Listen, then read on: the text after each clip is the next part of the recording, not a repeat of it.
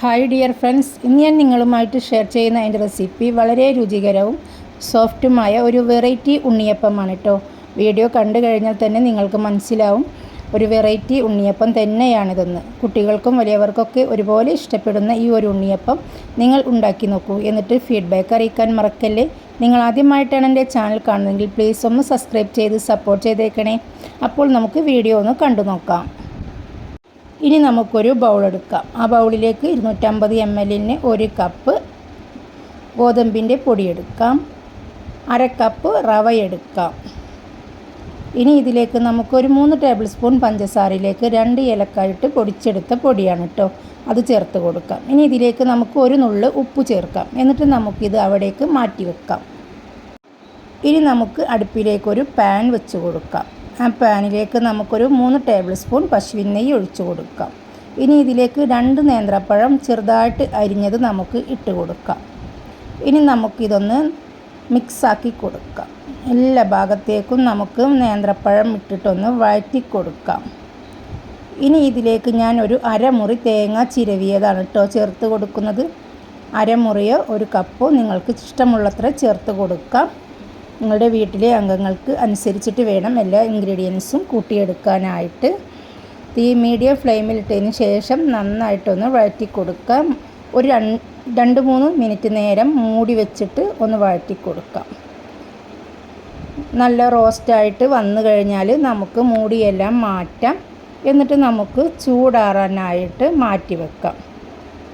പഴവും തേങ്ങയും നന്നായിട്ട് മിക്സായിട്ട് നന്നായിട്ട് വാടി വരും കേട്ടോ. അപ്പോൾ നമുക്കിത് മാറ്റി വെക്കാം. ഇനി നമ്മൾ എടുത്ത് വച്ചിരിക്കുന്ന ആ പൊടിയിലേക്ക് നമുക്ക് പഴക്കൂട്ട് ഇട്ട് കൊടുക്കാം. എന്നിട്ട് ആ പൊടി നന്നായിട്ടൊന്ന് മിക്സാക്കി കൊടുക്കാം. ഇനി നമുക്ക് ശർക്കര ഉരുക്കിയതാണ് എടുക്കേണ്ടത്. 4 അച്ച് ശർക്കരയാണ് കേട്ടോ ഞാനിവിടെ എടുത്തിരിക്കുന്നത്.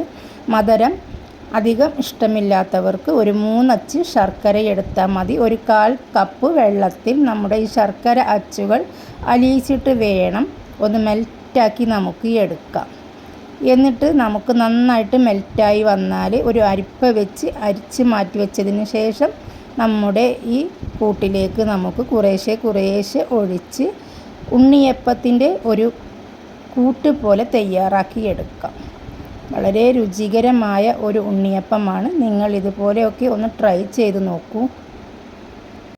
ഈ ഒരു രീതിക്കാണ് നമുക്ക് ഉണ്ണിയപ്പത്തിൻ്റെ കൂട്ട് കിട്ടുക. കണ്ടില്ലേ, ഈ ഒരു പരുവത്തിൽ വേണം നമുക്കിതിൻ്റെ കൂട്ട് കിട്ടാനായിട്ട്. ഇനി നമുക്കിത് ഇവിടെ മാറ്റി വെക്കാം. അധികം ടൈമൊന്നും മാറ്റി വെക്കേണ്ട ആവശ്യമില്ല. ഒരു 5 മിനിറ്റ് മാറ്റി വെച്ചാൽ മതി. അപ്പോഴേക്കും നമുക്ക് നമ്മുടെ ഉണ്ണിയപ്പത്തിൻ്റെ ചട്ടി അടുപ്പിലേക്ക് വെച്ച് കൊടുക്കാം. നന്നായിട്ട് ചൂടായി വന്നു കഴിഞ്ഞാൽ നമുക്കതിലേക്ക് നെയ്യോ ഓയിലോ നമുക്ക് ഒഴിച്ചു കൊടുക്കാം. ഞാനിവിടെ കുറച്ച് ഓയിലാണ് കേട്ടോ ഒഴിച്ചു കൊടുക്കുന്നത്. ഉണ്ണിയപ്പം ചുടുന്ന അതേപോലെ തന്നെ നമുക്ക് ഇത് ചുട്ടെടുക്കേണ്ടതുണ്ട്. അതിന് ആവശ്യമായിട്ടുള്ള ഓയിൽ നമുക്ക് ഒഴിച്ചു കൊടുക്കാം. ചൂടായി കഴിഞ്ഞാൽ ഇതുപോലെ ഓരോ സ്പൂൺ മാവെടുത്ത് നമ്മുടെ ഉണ്ണിയപ്പച്ചട്ടിയിലേക്ക് കോരിയിടാം. ഇങ്ങനെ എല്ലാതും നമുക്ക് ഇട്ട് കൊടുക്കാം കേട്ടോ. തീ മീഡിയം ഫ്ലെയിമിലേക്ക് മാറ്റിയിട്ട് വേണം ഇതുപോലെ കോരിയിട്ട് കൊടുക്കാനായിട്ട്. ഉള്ളൊക്കെ ഒന്ന് വെന്ത് കിട്ടണം. അതിനായിട്ടാണ് തീ മീഡിയം ഫ്ലെയിമിലേക്ക് മാറ്റി കൊടുക്കുന്നത്. 5 മിനിറ്റിന് ശേഷം നമ്മുടെ ഉണ്ണിയപ്പം ഈ ഒരു ഭാഗം നന്നായിട്ട് വെന്ത് വരും. അതിന് മുന്നേ തന്നെ നമുക്ക് കുറച്ച് എള്ള് ഈ ഉണ്ണിയപ്പത്തിൻ്റെ മീതെയെല്ലാം നമുക്കൊന്ന് വിതറിക്കൊടുക്കാം. അതല്ല നിങ്ങൾക്ക് എള്ള് ഉണ്ണിയപ്പത്തിൻ്റെ കൂട്ടുമ്പോൾ ഇടാനാണ് ഇഷ്ടമെങ്കിൽ അങ്ങനെയും ചെയ്തെടുക്കാം കേട്ടോ. ഇനി നമുക്ക് ഈ ഉണ്ണിയപ്പം ഒന്ന് മൊരിഞ്ഞ് വന്നതിന് ശേഷം ഒന്ന് മറിച്ചിട്ട് കൊടുക്കാം. കണ്ടില്ലേ, ഇതുപോലെ എല്ലാ ഉണ്ണിയപ്പവും നമുക്ക് മറിച്ചിട്ട് കൊടുക്കാം. തീ മീഡിയം ഫ്ലെയിമിൽ വെച്ചിട്ട് ചെയ്താൽ മതി. എന്നാലേ ഉണ്ണിയപ്പത്തിൻ്റെ ഉള്ളൊക്കെ നന്നായിട്ട് വെന്ത് കിട്ടുകയുള്ളൂ. വളരെ രുചികരമായ ഒരു ഉണ്ണിയപ്പമാണ് കേട്ടോ. തീർച്ചയായും ഒന്ന് ട്രൈ ചെയ്ത് നോക്കണേ.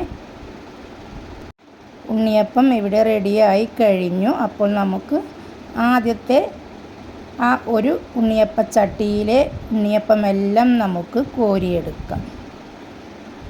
കണ്ടില്ലേ, ഇതുപോലെ ഒരു അരിപ്പ വെച്ച് വെളിച്ചെണ്ണയൊന്നും കയ്യിന്മേലൊന്നും ആവാതെ വളരെ ശ്രദ്ധിച്ച് വേണം ചെയ്തെടുക്കാനായിട്ട്.